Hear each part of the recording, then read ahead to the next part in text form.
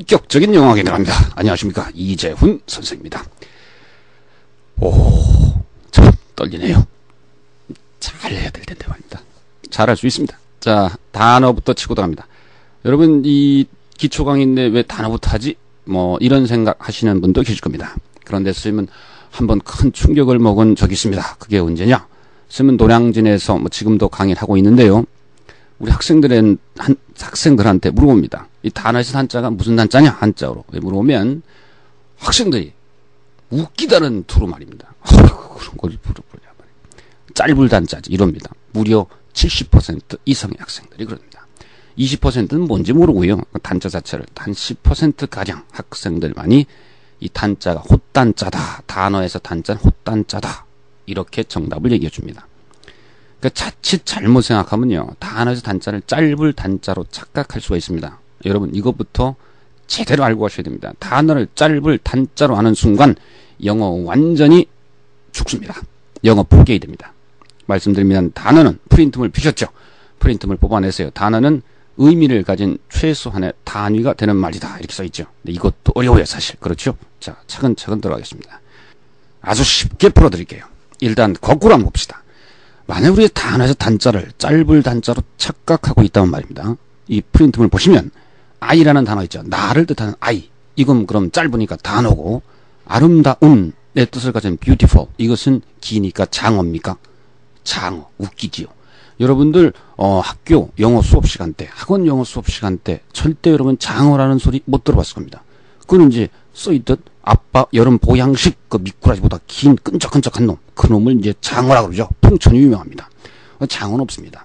그러니까 상대적으로 항상 생각하시라. 단어에서 단자는 헛단자다. 짤불 단자 결코 아니다. 그러면 헛이라는 건 무슨 말이냐? 써있죠.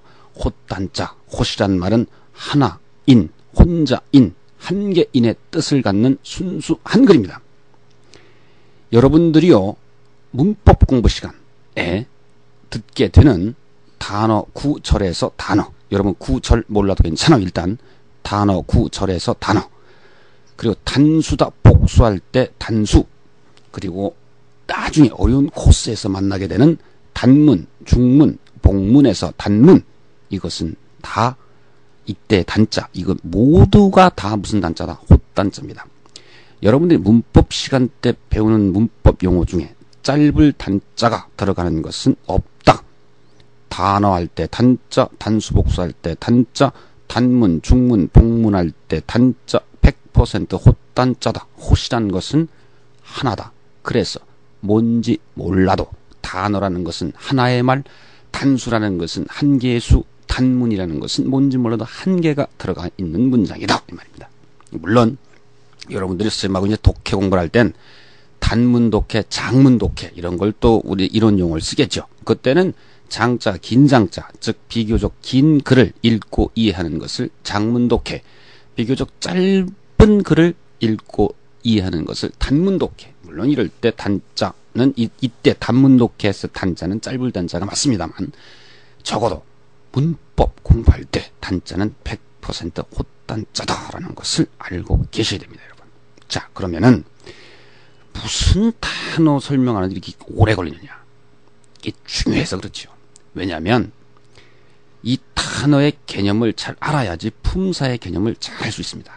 자, 그럼 천천히 설명드릴게요. 프린트물 밑에 보시면 여러분, 우리 자랑스러운 족 대한민국 코리아가 있죠. 이 코리아 하면 딱 여러분들 머릿속에 당근 한국이 떠오릅니다. 대한민국이 떠오릅니다. 근데 만약 K가 없다고 생각해 보세요. 그럼 발음을 오리아라고 할지 오레아라고 할지 이것은 장담 못합니다만 오레아는 단어일까요, 아닐까요? 단어가 아닙니다. 왜 그런지 아십니까? 아까 어려웠다는 단어의 정의 한번 다시 보시죠. 단어라는 것은 의미를 가진 최소한의 단위가 되는 말이 나오는데 의미가 있어야지 단어가 됩니다. 오리아에는 아직 의미, 뜻이 부여되지 않았습니다. 그렇기 때문에 오리아는 단어가 아닙니다. 그러면 밑에 컴이 있죠. 오다가 딱 떠오릅니다. C를 빼면은 오메. 단어 아닙니다. 왜? 오메에는 아직 의미가 부여되지 않았습니다. 해피, 행복한, 다 아시죠? 자, 해피에서 H를 빼면 해피인데 단어일까 아닐까? 아닙니다. 해피는 단어이지만 해피는 단어가 아닙니다. 그 이유는 그렇습니다. 해피를 딱 여러분들이 말하거나 듣게 되면 행복한 이것이 바로 결부가 되나 에피에는 어떤 의미도 없기 때문에 이것은 단어가 아닙니다. 밑에 별표 표시 보시죠. 그러나 만약 에피에 어떤 의미가 부여된다. 예를 들어서 영국에 있는 어느 산속에서 어느 풀이 새로 발견됐다. 그래서 그 풀의 이름을 에피라고 이름 지었다. 그러면 그 에피는 드디어 단어의 자격을 갖게 됩니다. 아직까지 에피는 단어가 아닙니다. 무슨 말인지 아시겠죠? 자, 여기에서 품사로 자연스럽게 넘어갑니다. 여러분, 인류 초기, 즉 원시 시대 때는 단어가 많았겠습니까? 적었겠습니까? 당연히 적었죠. 기껏 해봤자 아빠, 엄마, 배고파, 찌찌, 호랭이 뭐 이런 정도의 단어들만이 존재했겠죠. 그러나 civilization, 문명이 발달해 가면서 우리 인간이 쓰는 단어의 수 역시 엄청나게 늘어났다 이 말입니다. 그래서 우리 인간들은 너무나 단어가 많이 불어나가지고 이것들 좀 분류해보자. 분류하자. 예를 들어서 우리가 인간을 그 피부 색깔에 따라서 황인종, 흑인종, 백인종으로 분류할 수 있듯 이 단어들도 한번 분류해보자. 그래서 8가지로 나누게 됩니다. 그게 바로 영어 단어의 팔품사가 되는 겁니다, 여러분. 무슨 말인지 아시죠? 이재훈, 지금 이 강의를 하고 있는 이재훈은 사람이면서 남자지요? 맞습니다. 아직 품사 제대로 안 나갔지만 코리아 하면 대한민국이면서 즉 단어면서 나중에 명사다라고 배우게 되고 come, 오다 요놈은 단어면서 단어 중에 동사로 분류됐다 해서 동사다라고 하고 해피, 행복한 이놈은 단어죠. 단어 중에서 이러한 놈들을 형용사로 분류해놨다 이 말입니다.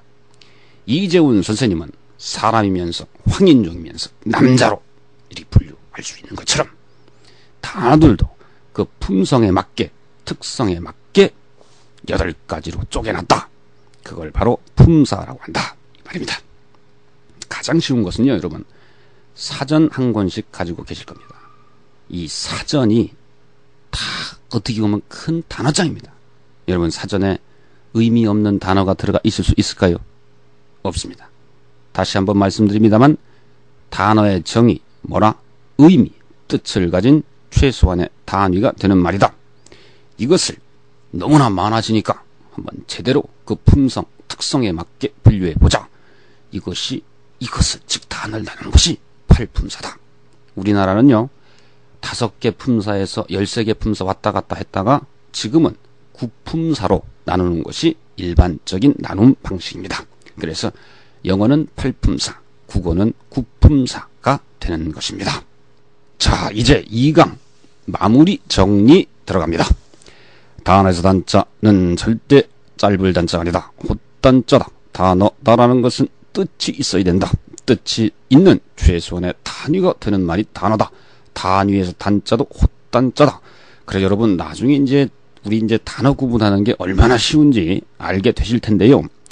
사실 우리나라 말은 영어보다 단어 구분하기가 상당히 까다롭습니다. 오죽하면은 국어 시험 문제 중에 문장 하나 써놓고 이 문장 안에 단어가 몇 개인지 알아맞혀 봐라 이런 시험이 나올 정도로 단어 구분하기가 좀 힘든데 영어는 참 쉽습니다. 왜 그러느냐? 딱딱 끌어놓지 않습니까? 예를 들어서 나는 대한민국을 사랑합니다. 그러면 I love Korea가 됩니다. 그럼 단어 몇 개? 3개입니다. 그렇죠?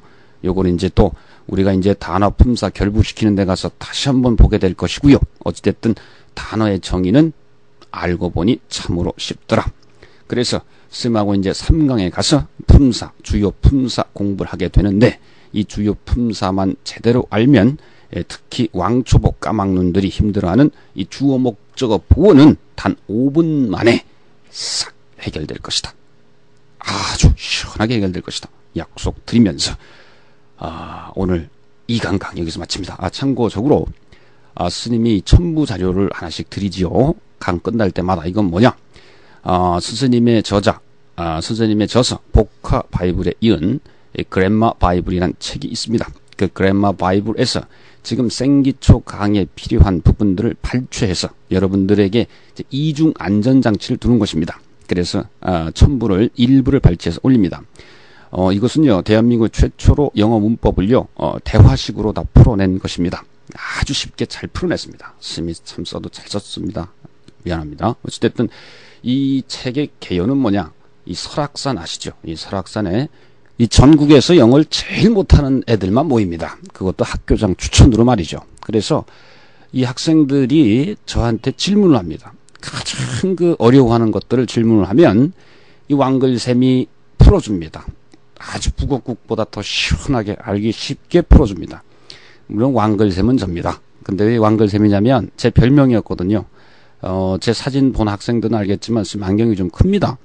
근데 이제 어떤 학생들은 선생님 동영상 강의 본 어떤 학생들은 이재훈 선생님 강의 보니까 다 80년대 찍은 강의밖에 없는데, 예? 그 요새 최신판 강의 없냐? 뭐 이런 질문을 많이 하는데 다 요새 찍은 겁니다. 지금도 선생님 큰 안경 쓰고 있습니다. 그래서 왕글라스고요. 제 제자들이 붙여준 별명이니까요. 그 오해 없으시고요. 그리고 사실 이 안경 뭐 노량진이나 이런 데서는 손가락질 받지만 청담동 가면은 아주 좋은 패션 감각 가졌다고 칭찬받습니다. 겨울에 스키 탈 때 고글도 따로 필요 없을 만큼 아주 좋은 안경입니다. 그래서 하여튼 스님 안경에 대한 오해는 없으셨으면 좋겠고요. 어쨌든 이 안전장치로 둔 이 글을 읽으면 여러분들이 이 이야기가 훨씬 더 쉬울 것이다. 이렇게 스님은 또 알고 있습니다. 그래서 오늘도 우리 2강 강의 참 열심히 잘했고 잘 들으셨고요. 이제 3강 가서 본격적으로 이제 명사 강의 들으실 겁니다, 여러분. 명사 강의 제대로 들으시면 더욱더 영어에 대한 자신감이 생길 줄로 압니다. 자, 그러면 우리 다음 시간까지 건강하게 행복하게 안녕히 계세요. 이재훈 선생이었습니다. 안녕. 였습니다.